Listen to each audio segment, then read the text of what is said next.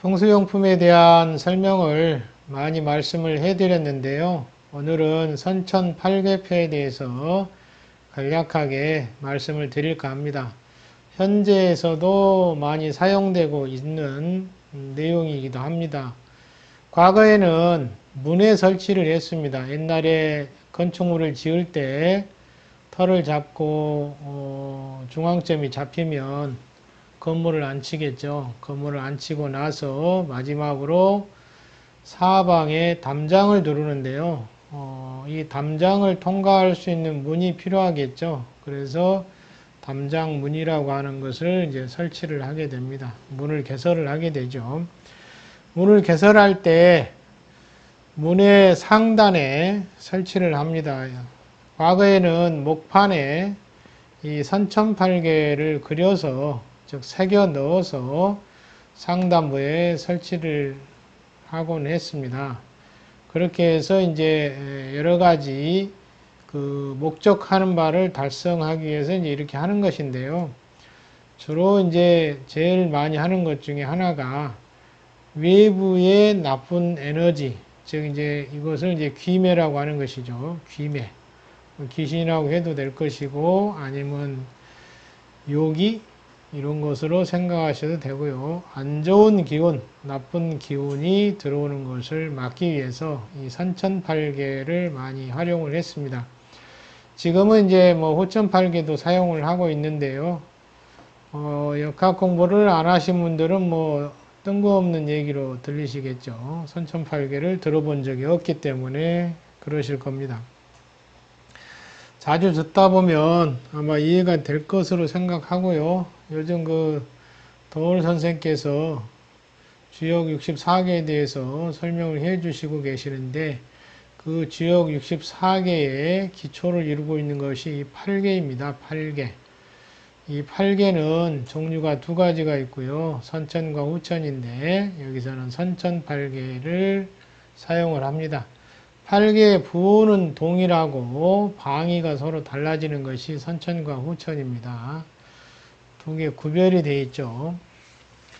그래서 이제 만들어진 의나 용법은 조금씩 차이가 있습니다.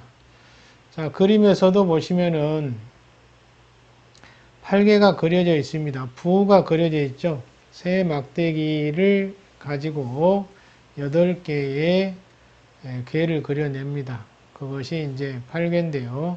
그림을 자세히 보시면은 8칸으로 구별을 해서 8개 부호가 들어가 있고요. 어떤 제품은 그 이름이 들어가기도 합니다. 건태리진, 송광강곤이라고 해서 건깨, 택깨, 이깨, 진깨, 손깨, 감깨, 간깨, 곤깨 이렇게 해서 8개를 글자를 새겨 넣기도 하죠. 그래서 부호 플러스 글자 이렇게 두 가지를 같이 넣어서 사용을 하기도 하고요. 그리고 이제 이 선천팔계는 태극을 중심으로 팔방으로 펼쳐져 있죠. 그래서 늘 태극이 들어갑니다. 중에 양이 있고 양 중에 음이 있다는 표시로 물고기 눈이 들어가 있죠. 그래서 물고기 눈처럼 생겼습니다. 두 마리의 물고기가 감고 있는 모양으로 보시면은 좀 이해가 쉬우실 거예요. 그래서 양기만 존재하고 음기만 존재하는 것이 아니고 양기 속에 음기가 있고 음기 속에 양기가 존재하면서 에너지 흐름이 흘러가고 있다. 변화를 일으키고 있다. 이렇게 보시면 됩니다. 자, 이런 선천팔계는 이런 에너지 흐름을 가지고 묘사하는 것이고요. 부적을 쓸 때도 이 선천팔계가 활용이 됩니다. 또 잠이 안 올 때 이 선천팔계를 활용을 할 수도 있고요. 다양하게 활용이 됩니다. 또는 부적에 들어가기도 합니다. 또는 이제 법술에 사용하기도 하고요. 또 팔계 주변에 있는 이제 24산이 존재하고 또 그 주변에 이제 28수가 들어가는데요. 이 28수도 마찬가지로 법술 기문이라든지 또는 부적이라든지 또는 주문이라든지 부적 자체에 쓸 때도 많이 활용이 되고 있습니다. 그래서 가장 토대를 이루는 것이죠. 모든 역학 분야의 토대, 기본이 되고 있는 분야입니다. 자, 이것은 에너지를 정화시키고 제화시키는데 활용이 되는 것입니다. 8개 부호가 모두 존재할 때 오행이 목화토금수로 흘러가면서 제화를 해주는 것으로, 정화를 해주는 것으로 보고 있습니다. 그래서 이제 이런 제품을 만들어서 사용하는데 과거에는 이제 문 입구에 설치를 많이 했고요.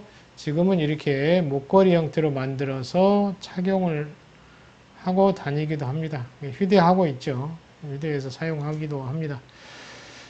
가장 왼쪽에 있는 그림에서 보시면은 또는 이제 경면주사 돌을 깎아서 만들기도 하고요. 진짜도 있고 가짜도 있겠지만 요즘은 이제 그런 경면주사를 활용해서 팔찌를 만들거나 저런 부호를 새겨서 착용하기도 합니다. 경면주사는 주로 이제 부적 쓸 때 가장 많이 활용되고 있습니다. 자, 그 다음에 이걸 집에 문 앞에 설치함으로 인해서 어떤 효과를 볼 수 있느냐라고 하는 것인데요. 그 중간에 보시면은 로충, 주충, 택충이라고 되어 있는데 로충은 뭐 여러 번 말씀을 드렸고 주변 또 찍어놓은 영상이 있으니까 그걸 참조하시면 될 것 같습니다. 도로가 자기 집과 상충하는 관계에 있을 때, 그 다음에 주충이라고 하는 것은 이제 기둥이 자기 집과 상충하고 있을 때, 또는 옆집 건물이 자기 집과 상충하고 있을 때, 사실은 이 택충은 상당히 많습니다.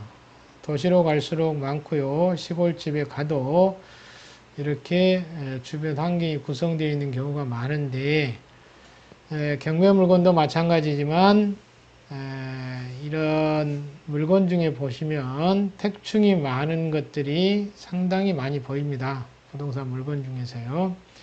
자, 이런 걸 구경해 보는 것도 하나의 재미는 될 수 있겠는데요. 아무튼 이런 게 있으면 당사자는 상당히 힘들기 때문에 이런 주변의 상황이 내 집과 관계가 어떤 관계에 있는지 꼭 분석을 해보는 것도 좋겠죠. 또 정이 안 되면 이제 이런 선천팔계 패를 활용을 할 수도 있겠죠. 조각을 해서 사용할 수도 있고 종이에 써서 붙여놓을 수도 있고요. 아니면 이런 제품을 휴대함으로 인해서 재화를 유도할 수도 있겠죠. 자, 이렇게 이런 여러 가지 주변 상황과 자기 집과 맞지 않을 때 에너지를 충하는 기운을 풀어주는 것이죠. 완화시켜주는 것입니다. 그래서 집안에 우환이나 재난이 없도록 만들어 주려고 하는 것이 이제 이런 제품을 설치하게 되는 것이죠. 자, 간단하게 의미하고 선천팔계는 뭐 나중에 계속 말씀을 드리도록 하겠습니다. 그리고 활용하는 데 있어서 많이 사용되고 있는 것 중에 하나이고 이렇게 풍수에서도 도로의 상충, 주충은 기둥의 충인데 이 기둥의 충은 요즘에 그 전봇대의 상충이라고 보시면 돼요. 전봇대가 주택과 너무 인접해 있는 경우가 상당히 많죠. 방에 따라서 영향을 받을 수도 있고 받지 않을 수도 있습니다. 사람에 따라 차이가 있죠. 자, 아무튼 이런 세 가지 상충 관계가 있습니다. 자, 이런 것 등을 풀어주는 것이다 라고 보시면 될 것 같습니다. 자, 이렇게 하고 마무리를 하겠습니다. 그림을 자세히 보시고 좀 이해를 해 보시는 것도 좋고요.